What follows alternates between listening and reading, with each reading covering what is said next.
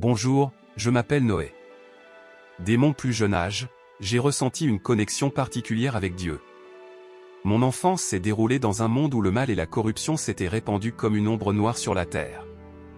Cependant, au milieu de ce chaos, mon cœur aspirait à la pureté et à la proximité avec le Créateur. Un jour, alors que je me retirais dans un endroit isolé pour réfléchir dans la prière, j'ai vécu un moment qui marquera irrévocablement mon existence. Dans ce silence sacré, j'ai perçu une voix qui résonnait au plus intime de mon être, une voix qui ne venait pas du monde terrestre, mais du royaume céleste. C'était la voix de Dieu, le souverain, qui m'appelait pour une mission extraordinaire. À ce moment-là, j'ai été submergé par l'ampleur de la révélation divine. Comment pourrais-je, moi, simple mortel, être celui qui sera choisi pour exécuter les desseins du Tout-Puissant? Cependant, au plus profond de moi, j'ai reconnu cette voix comme la voix de la vérité et de la sagesse éternelle. Dieu m'a confié une tâche monumentale, construire une arche qui serait refuge et salut pour ma famille et toutes les créatures vivantes lors d'un cataclysme imminent. Même si l'ampleur de la tâche m'a dépassé, je n'ai pas hésité à relever le défi. Je savais qu'obéir à Dieu était la seule réponse et que, dans sa sagesse et sa bonté infinie, il me fournirait la force et les ressources nécessaires pour mener à bien cette entreprise. C'est avec un cœur plein de foi et de détermination que je me suis lancé dans cette mission divine. Avec mes enfants, nous nous sommes mis au travail, nous préparant à la tâche titanesque de construire une arche qui serait le seul espoir au milieu de la catastrophe imminente. Chaque jour, sous la direction divine, nous soulevions les énormes planches de bois, martelions les clous avec soin, et façonnions l'arche selon les instructions reçues dans l'intimité de la communion avec Dieu. Au fur et à mesure que nous avancions dans la construction, nous avons perçu la présence du Suprême nous guidant et nous renforçant à chaque étape du processus. L'appel de Dieu a marqué le début d'un voyage exceptionnel, un voyage qui mettra à l'épreuve ma foi, ma détermination et ma confiance dans la puissance divine. Mais ce fut aussi le début d'un récit de salut, de rédemption et d'espoir pour toute l'humanité. La construction de l'arche signifiait bien plus que la simple construction d'un navire colossal, c'était un acte d'obéissance, de foi et d'engagement envers la volonté de Dieu. Dès que j'ai reçu l'ordre divin, j'ai su que ce devoir ne serait pas facile, mais j'ai aussi compris qu'il était essentiel à la préservation de la vie sur Terre. Sous la direction et la direction de Dieu, avec l'aide de mes enfants et de quelques fidèles collaborateurs, nous nous sommes plongés dans le travail ardu de construction d'une arche qui serait assez grande pour abriter ma famille et de toutes les espèces animales existantes. Le processus de construction a été long et exigeant, chaque planche de bois qui composait l'arche était découpée avec précision, sculptée avec soin et solidement assemblée. Nous n'avons épargné aucun effort ni aucune ressource dans notre travail, sachant que nous remplissions le mandat divin et construisions un refuge pour toutes les créatures vivantes. Au fil des jours et des mois, l'arche a commencé à prendre forme et avec elle, la certitude que nous suivions le plan parfait de Dieu. Malgré les défis et les revers que nous avons rencontrés en cours de route, nous n'avons jamais faibli dans notre foi ni dans notre détermination. Chaque jour, nous nous réveillons avec une énergie et un dévouement renouvelés, conscients que nous construisions non seulement un vaisseau physique, mais aussi un symbole d'espoir et de salut pour toute l'humanité. La construction de l'arche représentait non seulement un acte d'obéissance, mais aussi un geste d'amour envers Dieu et les générations futures. Chaque coup de marteau, chaque goutte de sueur versée manifestait notre attachement à la volonté divine et au bien-être de tous les êtres vivants qui trouveraient refuge dans ces murs. Après des années de travail acharné et de sacrifices, l'arche était enfin terminée. Une structure imposante et majestueuse se dressait devant nous, prête à relever le défi à venir. C'était un témoignage tangible de la fidélité de Dieu et de sa capacité à tenir ses promesses. La construction de l'arche n'était pas seulement une réalisation humaine, mais un miracle divin qui démontrait que lorsque nous suivons la volonté de Dieu avec foi et détermination, il nous permet de réaliser l'inatteignable. Ainsi, avec l'arche prête et notre foi inébranlable, nous nous préparons au prochain chapitre de cette incroyable histoire, l'annonce du déluge et la préservation de la vie sur Terre. L'incrédulité des gens envers le message que Dieu m'avait chargé de transmettre a été l'un des défis les plus difficiles auxquels j'ai été confronté au cours de ma mission. À partir du moment où j'ai commencé à proclamer l'avertissement divin concernant le déluge imminent, j'ai été accueilli par des regards sceptiques, ridicules et même hostiles de la part de ceux qui refusaient de croire la parole de Dieu. Bien que j'ai construit une arche gigantesque et que j'ai consacré des années de ma vie à suivre à la lettre les instructions divines, beaucoup ont refusé d'accepter la vérité sur ce qui allait arriver. Ils se moquaient de moi, se moquaient de moi et m'accusaient de folie pour avoir cru à un événement aussi catastrophique qu'un déluge universel. J'ai essayé de toutes mes forces de transmettre le message de Dieu à ceux qui étaient prêts à l'écouter, mais la majorité s'accrochait obstinément à leur incrédulité et rejetait toute tentative de conviction. J'ai rencontré l'apathie de certains, le refus de d'autres et même l'opposition active de ceux qui refusaient d'accepter la possibilité d'un jugement céleste. L'incrédulité des gens m'a profondément attristé, mais elle a aussi renforcé ma détermination à poursuivre la tâche que Dieu m'avait confiée. Il a compris qu'il ne pouvait forcer personne à croire, mais il a également compris qu'il avait la responsabilité d'alerter l'humanité sur les répercussions de son scepticisme et de son éloignement de Dieu. Malgré les obstacles et la résistance que j'ai rencontrés, je n'ai jamais faibli quant à la véracité du message que Dieu m'avait donné. Ma confiance en sa parole était inébranlable et j'étais prêt à endurer le rejet et la persécution afin d'accomplir sa volonté. L'incrédulité des gens m'a rappelé la fragilité de la condition humaine et le besoin urgent de se repentir et de retourner à Dieu. Même si beaucoup étaient réticents à écouter, j'ai continué à proclamer le message d'espoir et de salut, confiant que ceux qui avaient des oreilles bien disposées répondraient à l'appel de Dieu et trouveraient refuge dans l'arche de la grâce divine. Le moment était venu. L'arche étant enfin terminée et prête à recevoir les élus, Dieu m'a demandé de sortir et d'avertir l'humanité de l'arrivée imminente du déluge. Le cœur chargé d'urgence et la voix en résonance avec le divin, je suis descendu dans la rue pour proclamer le message que j'avais reçu dans l'intimité de ma communion avec Dieu. Dès le premier instant, j'ai été confronté à l'incrédulité et à l'indifférence de ceux à qui je m'adressais. Les gens se sont arrêtés pour m'écouter, mais beaucoup ont simplement ri et ont ignoré mes paroles.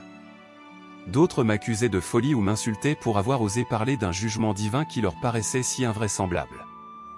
Malgré la résistance et le mépris, j'ai persévéré dans mon travail pour diffuser le message que Dieu m'avait confié. J'ai parcouru les villes et les villages en proclamant l'avertissement divin avec ferveur et détermination, confiant que même un petit groupe entendrait et répondrait à l'appel à la repentance et au salut. Avec chaque jour qui passait et chaque coucher de soleil couvrant un monde de plus en plus incrédule, j'éprouvais un mélange d'angoisse et de compassion pour ceux qui refusaient d'écouter la voix de Dieu. Il a reconnu que le temps était compté et que le déluge approchait, mais il a également compris que Dieu est patient et compatissant, voulant que chacun se repente et trouve la rédemption. L'annonce du déluge représentait pour moi un acte d'obéissance et de renoncement, mais c'était aussi un geste d'amour envers mes semblables. Même si beaucoup refusaient d'écouter, j'ai continué d'avancer dans l'espoir que, même au dernier moment, certains tourneraient leur cœur vers Dieu et trouveraient refuge dans sa grâce. À la fin, le déluge est arrivé, exactement comme Dieu l'avait prévenu, mais mon cœur était rempli de paix sachant que j'avais fait tout ce qui était en mon pouvoir pour accomplir la volonté divine. Et même si le jugement de Dieu était inévitable, sa miséricorde et son amour ont toujours prévalu, offrant une opportunité de repentir et de salut même au milieu de la tempête la plus violente.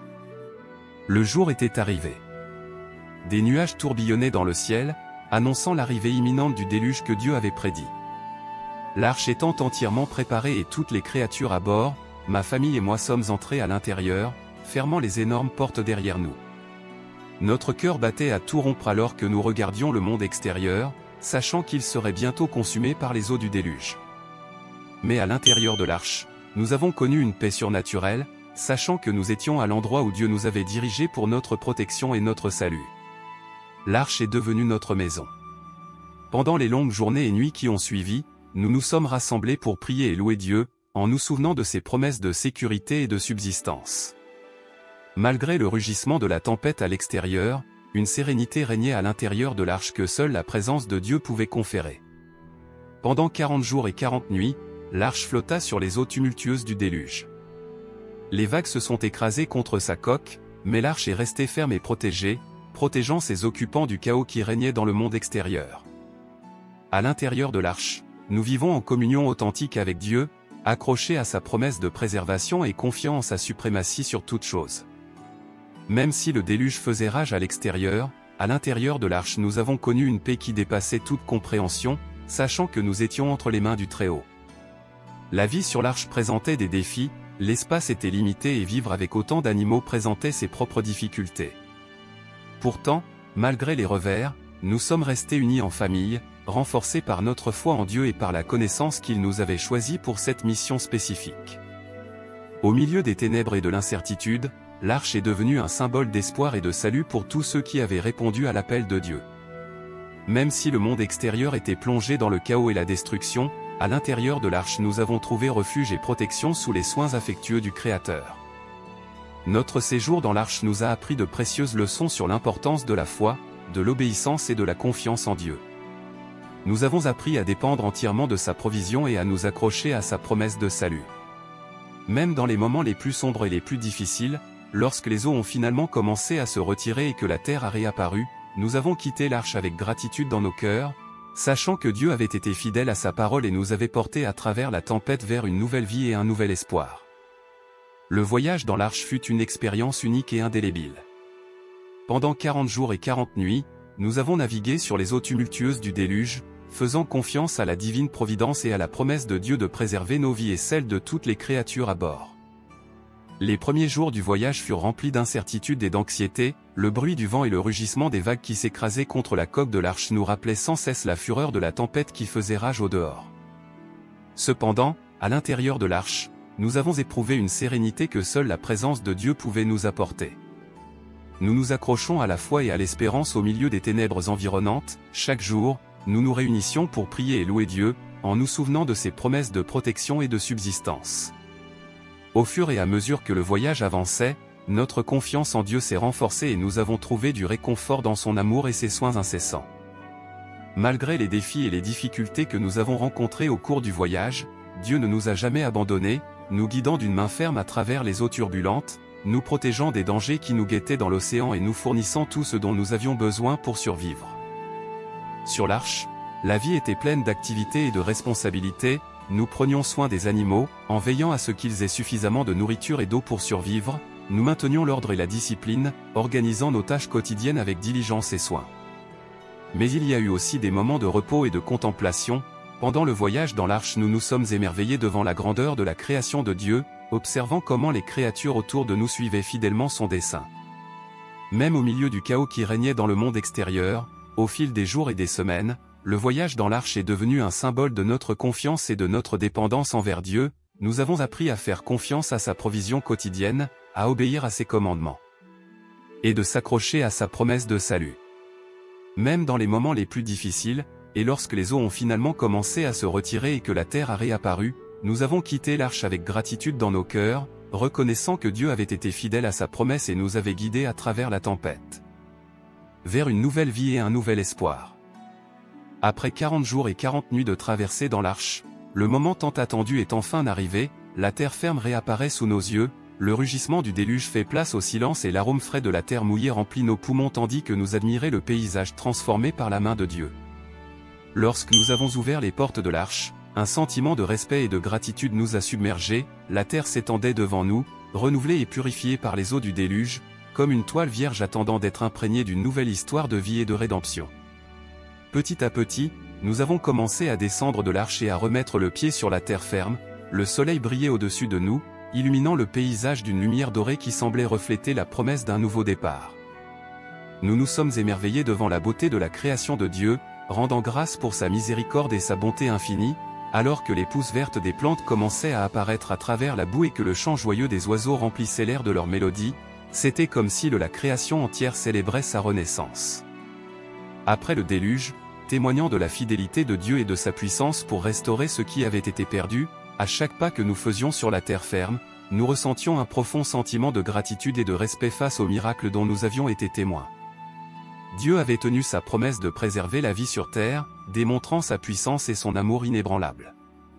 Même au milieu de la destruction et de la désolation, la terre ferme est redevenue notre foyer, un lieu où repartir à zéro et construire un avenir plein d'espoir et de promesses. Nous nous sommes engagés à vivre en harmonie avec la création de Dieu, en prenant soin et en protégeant chaque aspect de son chef-d'œuvre avec respect et gratitude. La terre ferme nous a rappelé l'importance de la foi, de l'obéissance et de la confiance en Dieu. Même si nous avions traversé les eaux du déluge, nous en étions ressortis plus forts et plus proches de Dieu que jamais, et alors que nous regardions l'horizon infini devant nous, nous savions que Dieu nous avait guidés à travers la tempête vers un nouveau jour plein d'espoir. Et promis.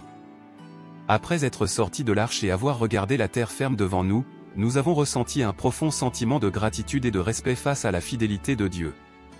Nous avons reconnu que nous avions été témoins d'un miracle, avec la main puissante de Dieu agissant au milieu de la tempête pour préserver la vie sur terre. À ce moment-là, Dieu s'est manifesté une fois de plus, nous rappelant sa promesse d'amour et de soins éternels. Dans un geste de grâce et de miséricorde, il a conclu un pacte avec toute l'humanité, s'engageant à ne plus jamais détruire la terre par une inondation. Ce pacte divin était scellé d'un symbole visible dans le ciel, l'arc-en-ciel.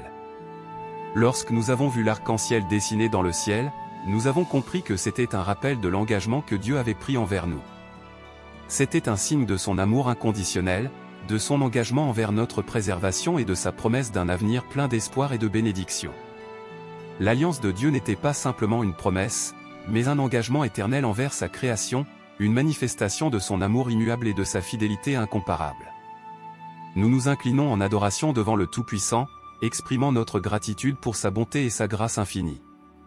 Nous avons reconnu qu'il était notre Seigneur et Sauveur, notre protecteur et rédempteur, et nous nous sommes engagés à vivre dans l'obéissance et le respect de sa parole. L'alliance de Dieu nous a inondés d'espoir et a renouvelé notre foi en sa divine providence. Nous savions que même si nous devions faire face à des défis et à des épreuves à l'avenir, Dieu serait avec nous, nous fortifiant et nous soutenant par son amour inébranlable. Ainsi, avec l'alliance de Dieu gravée dans nos cœurs et l'arc-en-ciel brillant dans le ciel comme un rappel éternel de sa fidélité, nous nous sommes préparés à commencer une nouvelle vie sur la terre ferme, confiant que Dieu serait avec nous à chaque étape du chemin. Après avoir été témoins de la puissance et de la grâce de Dieu manifestée dans le miracle de l'arche, nous nous retrouvons submergés par un profond sentiment de gratitude et de respect envers notre Créateur. Nous nous agenouillons dans une humble adoration, le cœur débordant de gratitude pour sa bonté et sa miséricorde infinie. Chacun de nous, du plus jeune au plus âgé, a élevé ses chants de louange vers le ciel, reconnaissant la grandeur et la majesté du Dieu qui nous avait sauvés. Nos voix se sont jointes dans une symphonie de gratitude, remplie de joie et de respect face aux actes merveilleux que Dieu a accomplis en notre faveur. Nous nous souvenons des jours d'angoisse et de peur dans l'arche, lorsque la tempête faisait rage devant nos portes et que l'avenir semblait incertain. Mais même au milieu des ténèbres, Dieu était avec nous, nous tenant de sa main aimante et nous donnant la force de persévérer. Notre gratitude envers lui était donc infinie. Nous nous prosternons devant le trône de Dieu, offrant nos cœurs comme un sacrifice vivant de louange et d'adoration.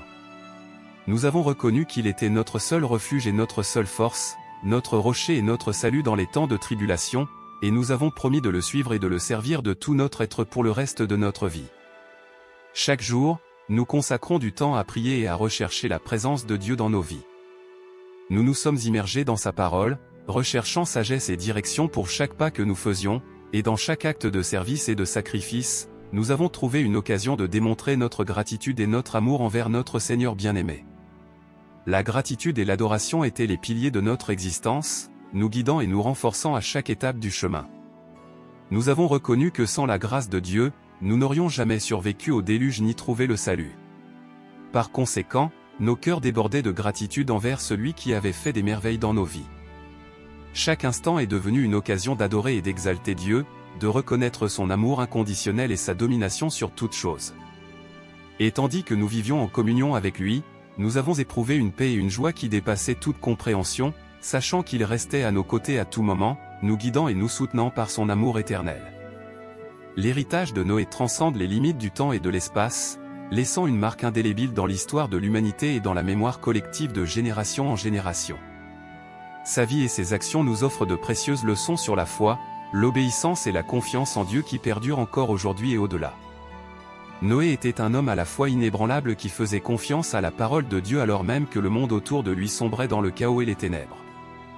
Sa volonté d'obéir aux commandements divins, même lorsqu'il semblait irrationnel ou impossible, est un exemple inspirant de fidélité et d'abandon total à la volonté de Dieu. L'arche construite par Noé est devenue un symbole d'espoir et de salut pour toute l'humanité. Au milieu du déluge qui a dévasté la terre, l'arche constituait un refuge sûr pour tous ceux qui répondaient à l'appel de Dieu et trouvaient refuge dans sa grâce. Son histoire nous enseigne que même dans les moments les plus sombres de l'existence, Dieu offre toujours une issue et une opportunité de recommencer. L'alliance que Dieu a scellée avec Noé après le déluge est un témoignage de son amour et de sa miséricorde envers sa création. À travers l'arc-en-ciel dans le ciel, Dieu nous réitère sa promesse de ne plus jamais détruire la terre par un déluge, fournissant un symbole palpable de sa fidélité et de son engagement en faveur de notre préservation. L'héritage de Noé nous met au défi de vivre une vie intègre et juste, en cherchant toujours à honorer Dieu dans toutes nos actions. Son exemple nous incite à faire confiance à la providence divine, à obéir aux préceptes de Dieu et à maintenir chaque jour une communion constante avec lui. Noé nous rappelle que chacun de nous a un rôle à jouer dans le plan de Dieu pour la rédemption et la restauration de l'humanité. Son histoire nous oblige à être les porte-paroles de son amour et de sa grâce dans un monde qui en a tant besoin, en proclamant sa vérité et en partageant son amour avec tous ceux qui nous entourent. En fin de compte, l'héritage de Noé nous rappelle que, malgré nos imperfections et nos faiblesses, Dieu peut utiliser des gens ordinaires pour accomplir des choses extraordinaires. Son histoire nous pousse à croire en la puissance transformatrice de Dieu et à vivre une vie qui reflète sa gloire et sa grâce à tout moment. Merci de vous joindre à nous dans cette narration spéciale. Si vous avez apprécié la vidéo, n'oubliez pas d'aimer, de partager et de vous abonner pour un contenu plus inspirant. À la prochaine!